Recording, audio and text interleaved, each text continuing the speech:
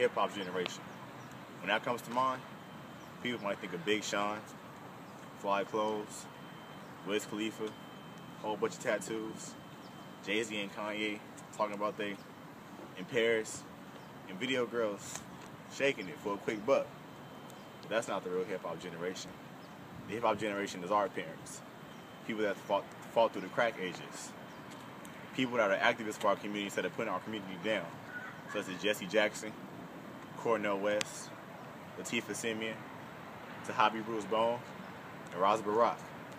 What do you think the hip-hop generation is?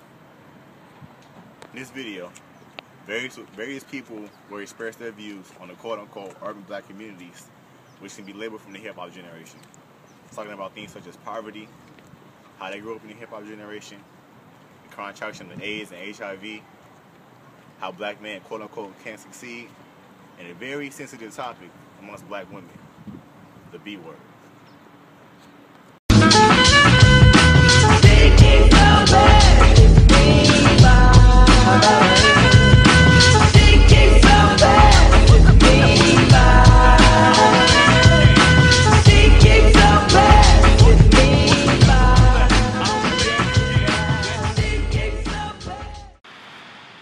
Hi, my name is Ryan Barner. I am a Kendra alum, class 2010, and I now attend the University of Southern California. I am studying econ and minoring in business law. The title Hip Hop Generation fits our generation so well. Now, although many argue that hip hop was started in the East, others would protest and, say it was started in the South, say it was started in the West. Regardless of where it was started, everyone could pretty much agree on the fact that it was started by members of low socioeconomic standing. Many of our hip-hop pioneers were poor and, used hip-hop not only as a form of creative expression, but also as a way to voice those memories and feelings of growing up, in harsh environments. Like these pioneers, members of our generation are misunderstood. We want to show the world who we are and represent ourselves well. We want to show elders, that we're not all about living young, wild, and free and living on the edge. Our generation works towards improving our environment and potentially the world.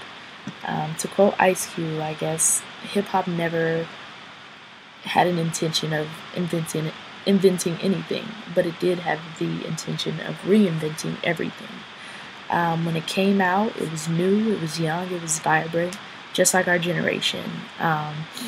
It scared the conservative, and it was very vibrant, it was very colorful, it was very new, in your face, aggressive, and I couldn't find any other, adjectives to better describe our generation than those. Like the title hip-hop, we're hip, we're young, and we're interested in being trendy. Now, although I've highlighted, the positives of our generation and of hip-hop, like hip-hop, we do have our skeletons and we do have, our struggles. One of the main of them being representation. Hip-hop struggles with representing African Americans well. It's known for glorifying drinking, smoking, selling drugs, partying all the time, and, a lot of other negative things. But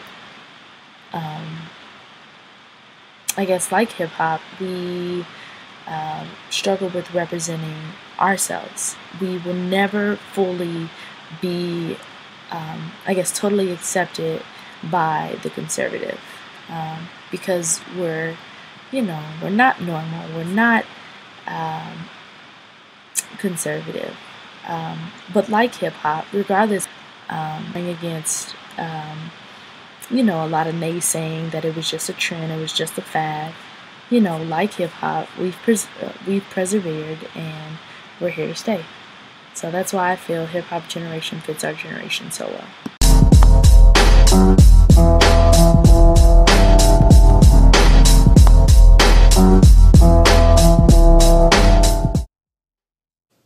We just destroying it.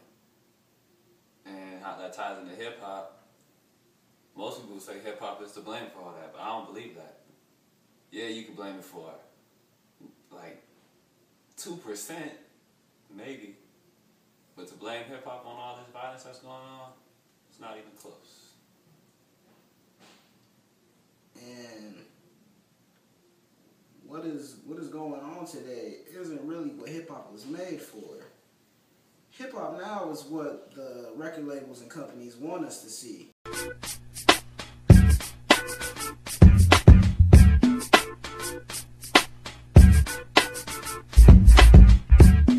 Ms.Guy.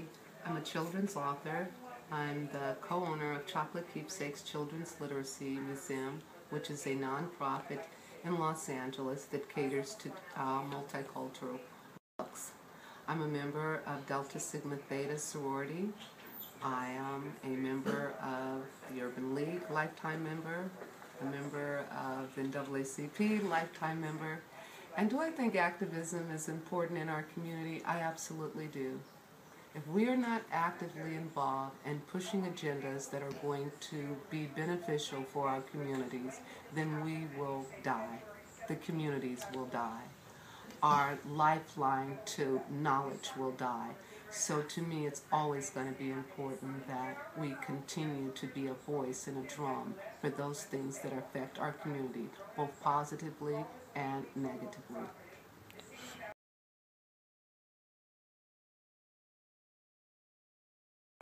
Who attended a woman's concert or a woman's conference.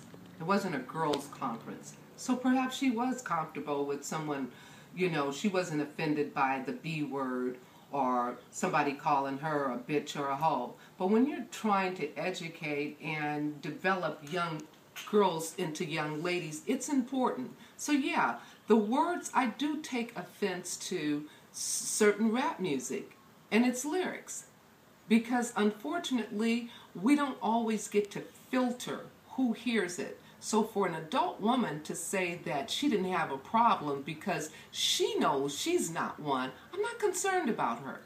I'm concerned about that little 8-year-old who's just riding to the music and not really